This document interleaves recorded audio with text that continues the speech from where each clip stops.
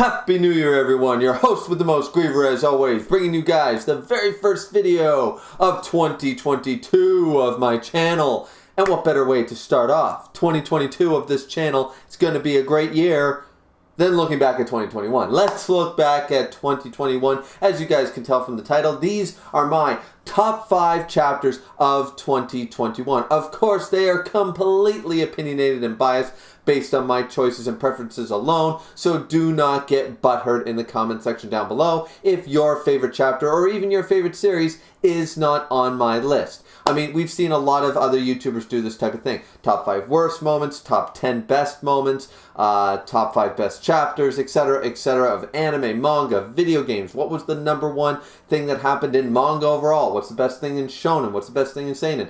I'm just choosing, out of all the series I currently read, my top 5 favorite chapters of last year for a multitude of reasons. It was kind of hard to pick which order to put these in. That's why the video is going to be a little bit late. It's not exactly going to be released January 1st or January 2nd by any stretch of the imagination, what with editing and holidays and such. But that being said, enough of my babbling. Let's just get on with the video. But hold your horses, ladies and gentlemen, because before we get into my actual top 5, we are going to be doing the ones that didn't quite make the cut. That's right, we're doing the honorable mentions at the beginning of the video, not in that weird place that everybody else puts it between second and first place just to extend runtime and leave you in suspense and all that, you know, kind of garbage. Kind of like the extended runtime I'm doing right now. I'm a tease like that. Either way, why don't we just jump right into the honorable mentions, starting off with one that nearly made the cut, but succeeding chapters did it no justice. And that is, spoiler warning ahead for all these chapters in case I forget to warn you going forward with the list. This is Dragon Ball Super Chapter 74. Before the chapter even dropped, when the RAWs and the pre-release images came out, even if you weren't keeping up with Dragon Ball Super, it was taking the community by a storm because Vegeta, Prince of all Saiyans, had finally reached Super Saiyan 3! Not exactly, but we got the no eyebrows Vegeta, and the community went nuts. In the summer of last year, everyone was going nuts over these images. A lot of people calling them fake. For over a decade or more, we have been getting these fan arts, these images of Vegeta finally reaching the Super Saiyan 3. The no eyebrows Vegeta. We finally sort of got it in this new God of Destruction form. People are calling it different things. Regardless, this was extremely hyped because Vegeta, being the original bad boy of anime, I could argue, is finally reaching these levels.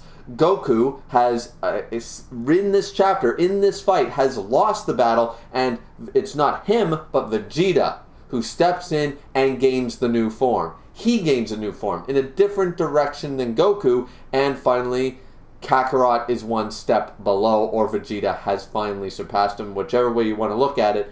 The reason it does not reach, and once again, spoilers ahead, the reason it does not reach into my top 5 is the fault of the succeeding chapters. Because the succeeding chapters, once again, Vegeta just can't take a damn W. What is with Toriyama and not giving Vegeta a clean W? Right here, he's gone his own direction, his own path. Beerus was the one to sort of set him this way that you don't need to follow the exact route that Goku is and always feel like you're in second place, silver medalist. You can do your own direction and still be as strong or stronger, doing it your way, your own way, your different people sort of idea. And we've been seeing that journey throughout Dragon Ball Super. Now, had Vegeta taken the solid win here, the W, then this would easily hit into my top 5. But because it does not, it's a moment that flares out far too quickly and therefore is an honorable mention. Next to the honorable mentions is a surprising one. Some of you will be definitely surprised by this, picking My Hero Academia. For those of you who don't know, I have all but officially dropped My Hero Academia. Not that I won't maybe catch up, in a few months or something like that, but I'm not exactly sitting on the edge of my seat, and it's not on my lineup of weekly reads anymore because I have really disliked the direction that it has currently gone at the end of last year. However, before all that went down, we had, and I couldn't really pick a chapter, the Dobby backstory. Roughly starting around 298, 299, and going to about chapter 302, I couldn't really decide on which chapter really was the one to hit home with the Dabi backstory. Which chapter was the most emotional? Which one was the most brutal? Which one did we really feel the strongest about? And therefore, I couldn't really decide on which moment. It was sort of a stretch out thing, among multitude of chapters. And though powerful, because Dabi is one of the key figures that keeps the series alive, in my opinion, especially on the villain side of things, once again, couldn't really make the cut because not exactly one single chapter stood out as better than any of the others. It's sort of a multitude. You could argue that the Dabi backstory is one of the best moments of 2021, but to single it out to one chapter where it was so long and involved, kind of difficult to do, to single out one chapter as the definitive Dabi chapter, right? So either way, you could pick chapter 299, you could pick chapter 301, whatever you want to do. Either way, it couldn't really make my top 5 because I have 5 chapters that I personally enjoyed more, though definitely a close runner-up was the Dabi backstory in the 300s of My Hero Academia. Now, the third and final honorable mention is, to nobody's surprise, that this had to be on my list of 2021, was chapter 150 of the Garou show, always known and for some reason mistranslated as the One Punch Man. I don't really understand it. Either way, chapter 150 is, in my opinion, the best. As a big Garou fanboy, when you're a fan of the MC, like I am of Garou, then a chapter like this, where you have the mentor character fighting to stop the evil that's seeping into his disciple's heart, to our MC's heart and everything. We got the mentor backstory, we got Bang's backstory in this chapter. It was just so solid, and the conversation, the inner monologue, not just the backstory of Bang as he fights Garou, and not just Bomb looking on as he watches Bang improve and basically did what Bomb did for Bang. Bang is now trying to do for Garou. The subsequent thing is just, it's done so beautifully and paced so well, and then we have this beautiful, perfect inner monologue of Bang basically saying, after this fight, I'm done being a hero. I got caught up in the winds of being what a hero was and justice and all this stuff, and it's like, I swear, it's just going to be you and me, Garou. How about it? I know I failed you as a master. I know I screwed up, but please, just, you can hear it in my fists, can't you? Take my hand. We'll do this right.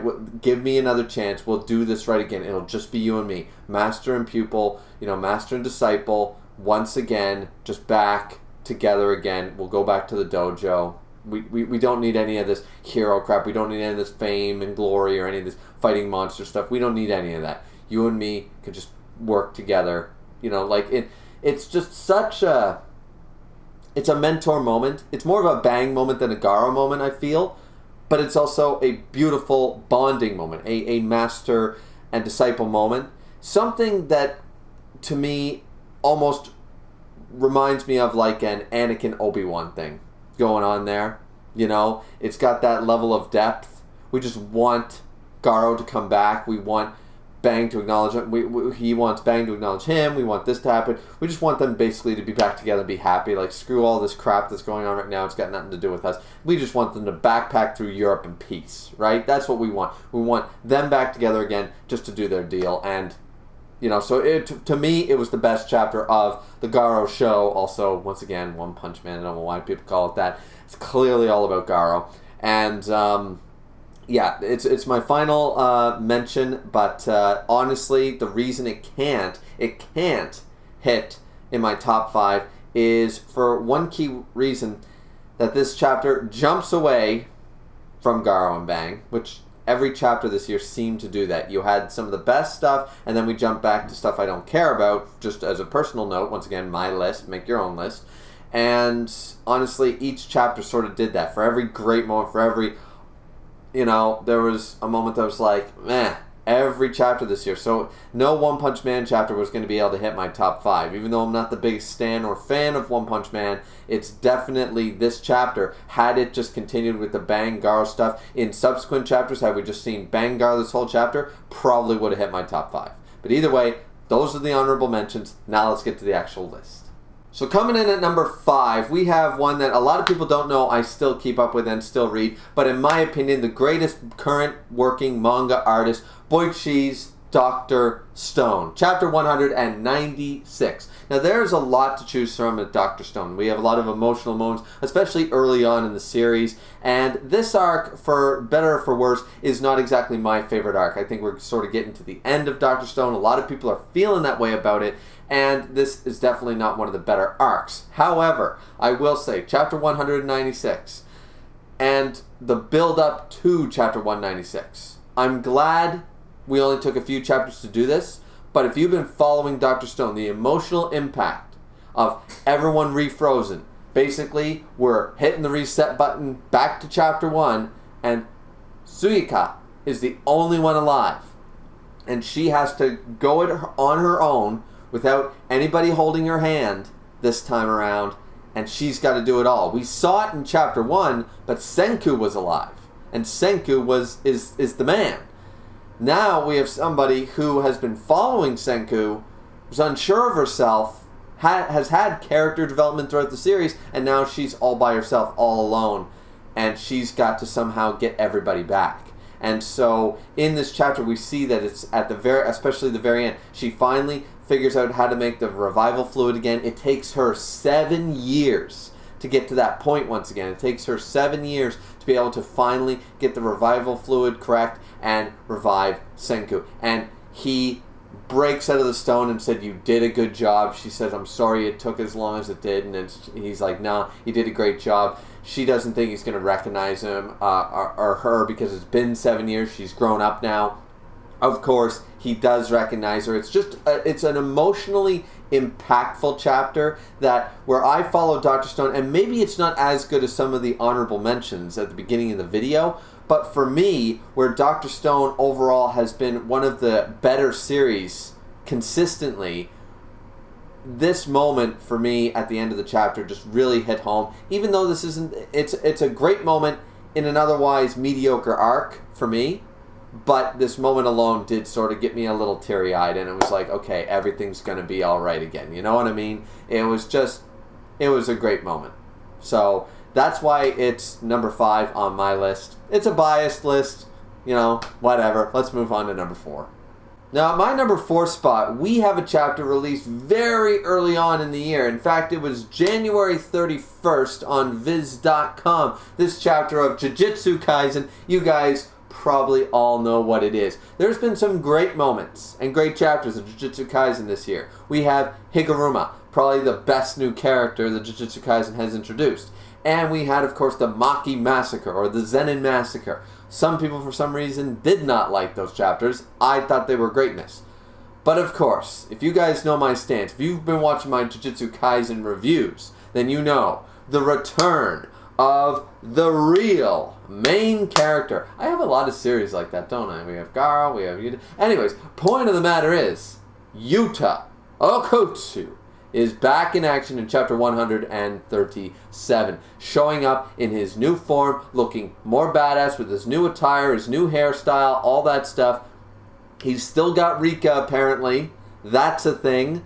You know, this chapter 137 was basically just to hype us up that Yuta is back, and he's going to, and we, at this point, remember, we know now in the series what's happening with Yuta and stuff, and everything's cool. But at the time, we were like, okay, Yuta doesn't know the full story. We know Gojo has been sealed, and now he's going to go after the new main character of Yuji Itadori. And I'm like, yeah, Yuta's going to kill him.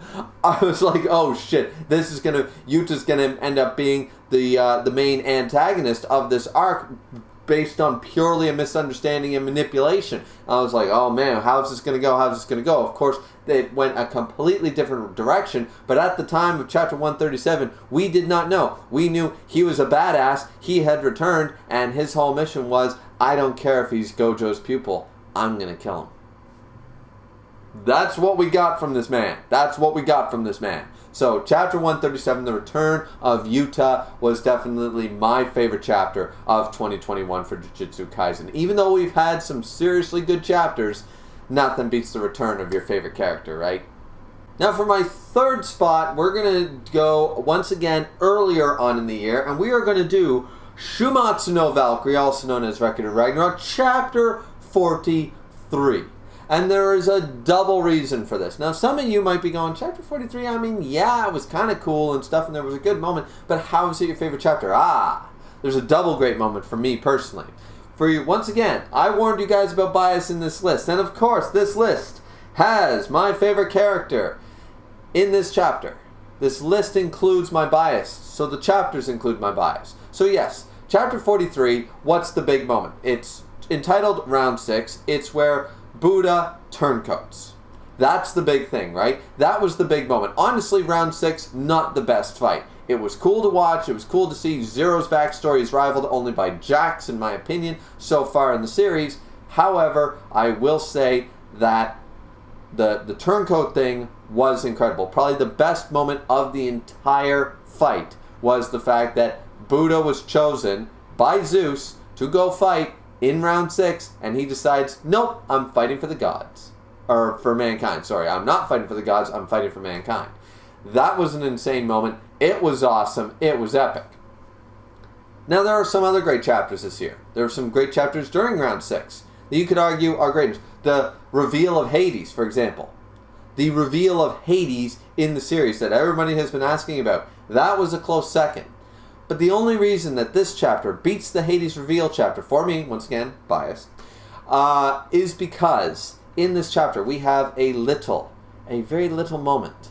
A moment that I feel breaks the Hades moment. Because you could argue the Buddha turncoat, Hades reveal. You could argue Beelzebub's reveal. You could argue any of the moments that happen, or Hajun's reveal. You could argue the Zero backstory. You could argue a lot of great chapters, but you'd single out one big thing per chapter. I single out two. Singling out two moments, not just one. The Buddha turncoat was great. However, before we even got that, we had the 7 lucky gods complaining, right, in the medical room and all that stuff, and Gol overhears them and stuff. Then Ibisu is going to try to kill Gol or do something like that. Anyway, Jack shows up and prevents this from happening. You know, comes in like a suave gentleman, as a gentleman does, serving tea, saying, "Would you like a cup?" You know, sort of idea, and stalling them out, that kind of idea. Now, they end up leaving. We get a little bit of reveal about how they're probably one entity, not 7, of course, with his eye. Jack's revealing a little bit of foreshadowing for us here. Most people assumed it, right? Now, this is the moment I'm talking about. The big moment is where, of course, Gol remembers as Jack is being a gentleman. He's being sweet and stuff, saying, you know, pardon me, would you fancy a cup of tea, young lady? Do you need a hand getting up and stuff? And Jack is being a very polite English gentleman and stuff. Now, remember how Gol felt. Remember how Gol felt at the end of Round 4 when she accused Brunhilde of sacrificing their brother. Are you happy? With tears in her eyes, angry that psychopathic serial killer has just killed our one and only brother. How could you let this happen? All this stuff. She has resentment and hatred in her heart for Jack. And we saw Brunhilde, big character development for her, also in that chapter at the end of Round 4, the best round. She broke down, begging her brother for forgiveness, knowing that he would, but still weeping for her brother when she was alone. Heracles' death did a number on too many characters in the series. And right here in this chapter, we also get that same thing. Jack is also remembering Heracles because, as Gol remembers, this is the man who murdered her brother.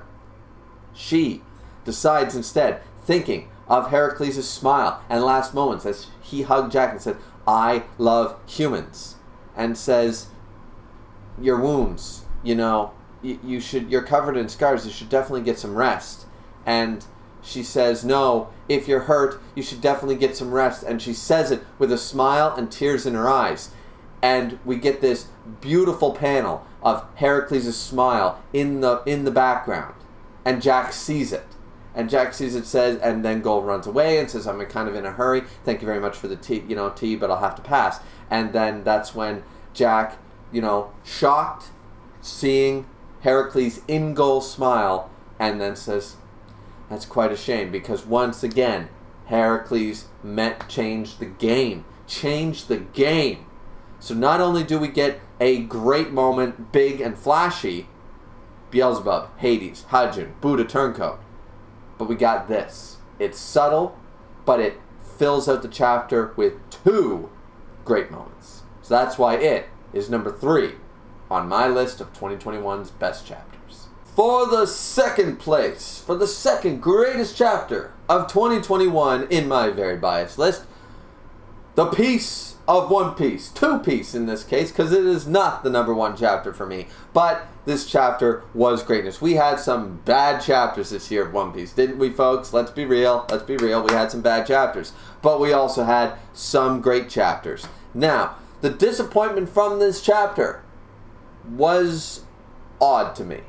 Because what this chapter does, in the same way that I complained at the very beginning of this video with my honorable mention, the reason that Chapter 74 of Dragon Ball Super does not hit my top 5 is because succeeding chapters that happen after this, fail to utilize the great moment of Chapter 74. Chapter 1000 of One Piece. That's right, I chose Chapter 1000.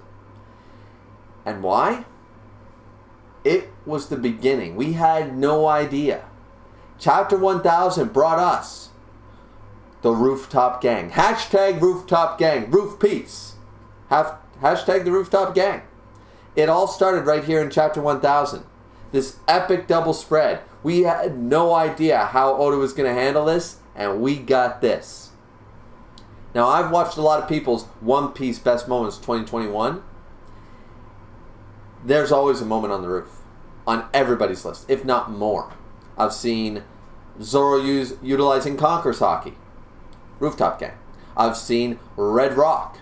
Rooftop Gang. I've seen Kaido's hybrid form, surprisingly, because a lot of people didn't like it. Rooftop Gang.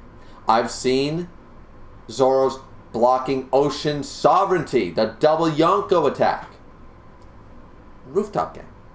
Everybody's list in their top 5 moments of 2021 includes something that, because Chapter 1000 gave us the Rooftop Gang, succeeding chapters all had the same thing.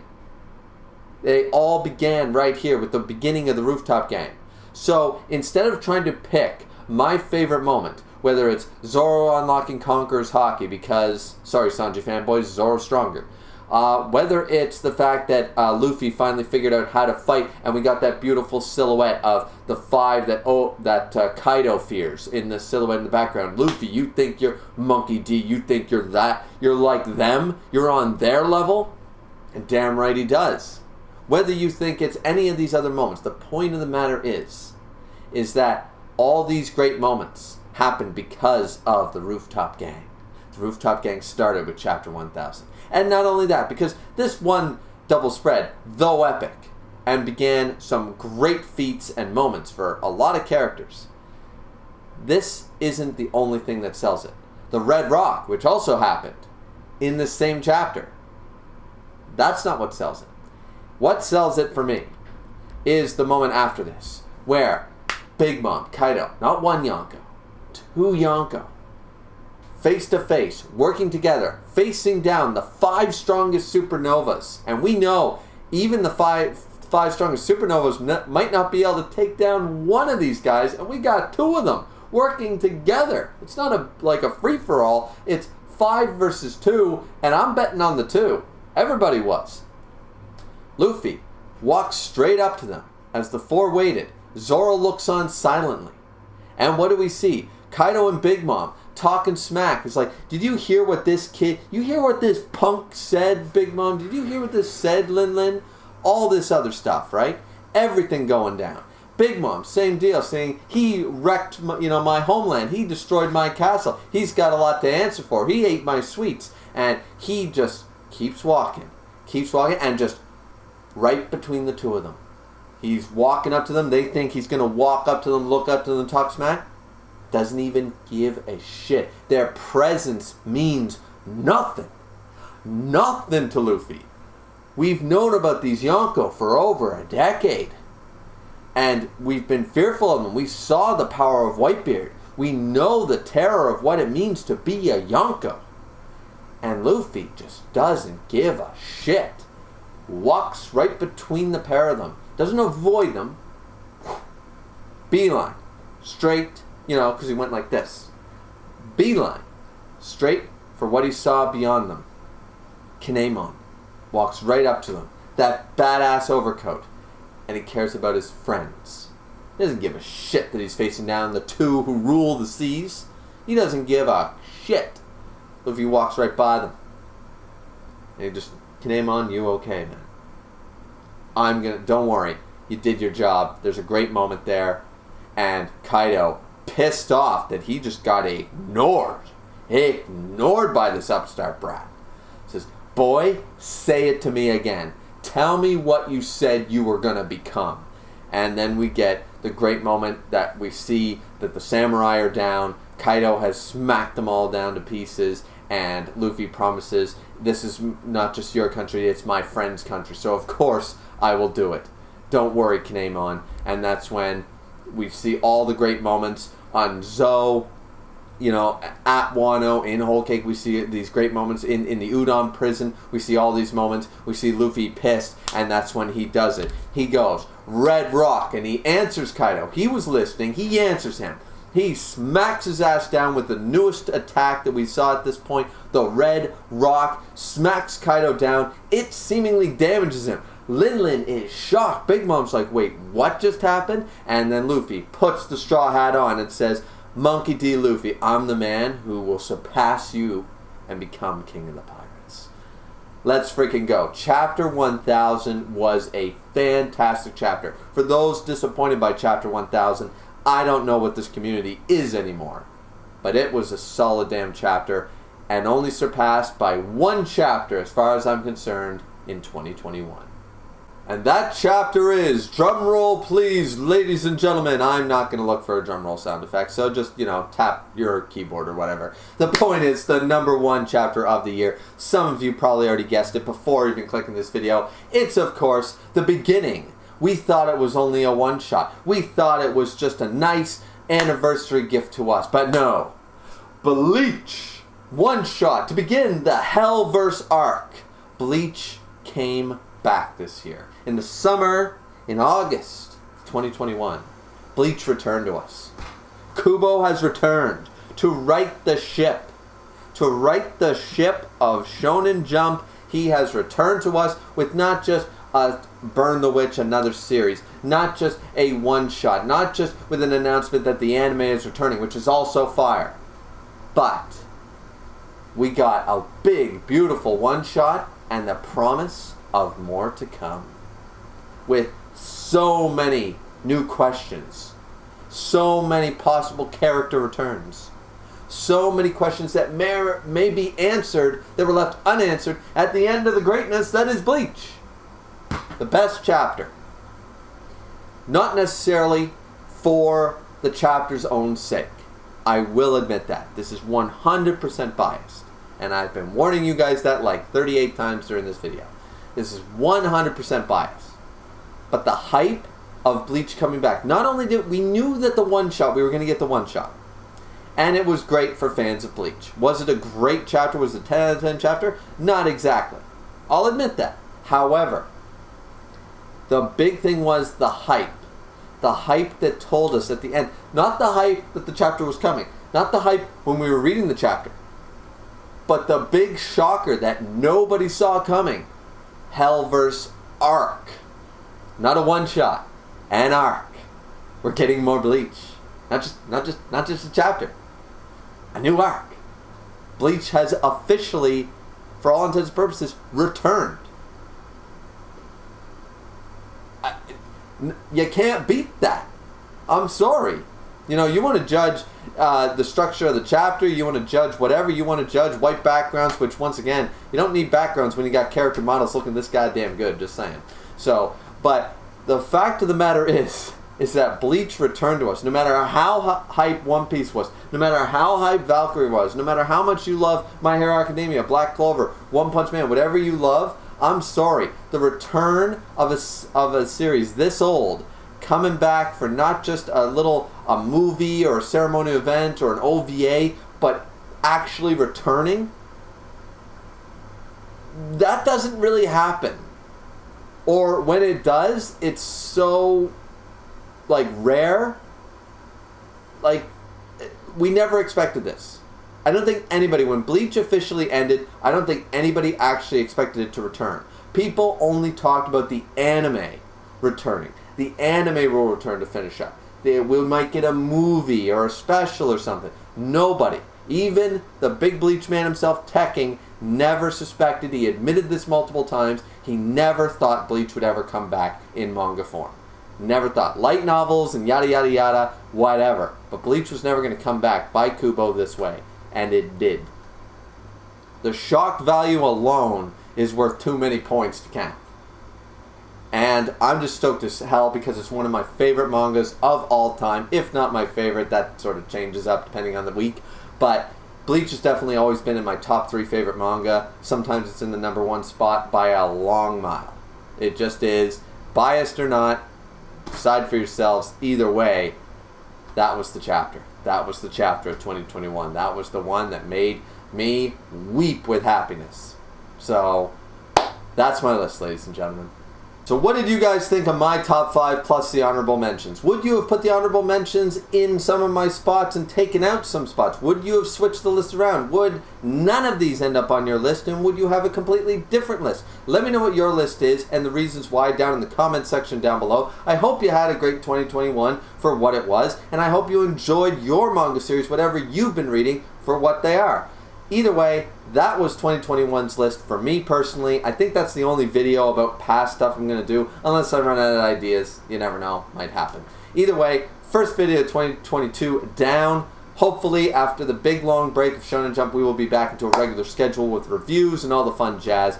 Looking forward to more One Piece. Looking forward to more JuJutsu Kaisen. Looking forward to more Bleach and Ragnarok and all these great series that we all love and read. Hope you guys had a great new year and a great holiday season. Like, comment, subscribe as always. Don't forget the fourth and most important thing, to drink responsibly as always. If you made a New Year's resolution, I hope you keep it. And if you made a New Year's resolution and break it, don't feel bad. Most people do that. Once you get old enough, like yours truly, who turned 31 on January 1st, you realize that making a New Year's resolution is basically subject to fail 9 times out of 10. You just accept it and you move on. If you're good for a month, take the glasses half full approach. You were good for that month. Whatever you decide to start or quit, or if you decide to quit a bad habit, if you decide to start a good habit, whatever you decide to do, if you decide to work out for, this year and you only got to the middle of February, you still worked out a month and a half more than you intended to. Look at it that way. Always look at it from a positive approach if you can. That being said, that's my advice for the end of the video. Hope you guys enjoyed. Once again, comment me your list down in the comment section down below, and we will see you back here next time. Happy 2022. Beginning off strong, ladies and gentlemen. Strong. And we'll see you back here next time. Peace out.